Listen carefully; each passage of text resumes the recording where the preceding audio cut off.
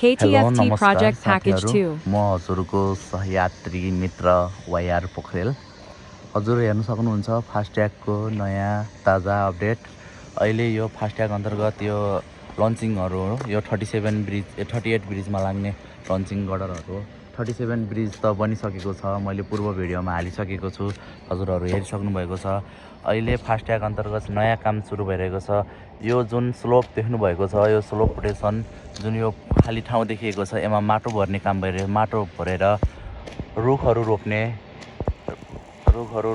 हरियाली बनाउने कामहरू भइरहेको छ। माटो भर्ने काम एकदम तीव्र गतिमा भइरहेको छ। यो काम हामीले सायद बर्खा अघि नै भ्याउनु पर्ने हुन्छ, नत्र पानी आयो भने यो काम गर्न अलिक डिस्टर्बै हुन्छ।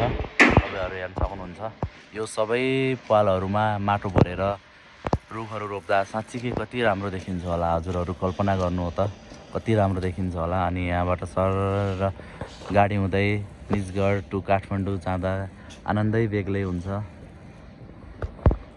एकदम फास्ट प्रोग्रेस भइरहेको छ। CP2 अन्तर्गत हेर्न सक्नुहुनेछ। यहाँनिर माटो फाल्नको लागि पाइपहरू रेडी भइरहेको छ। काम एकदम तीव्र गतिमा भइरहेको छ, हेर्न सक्नुहुनेछ।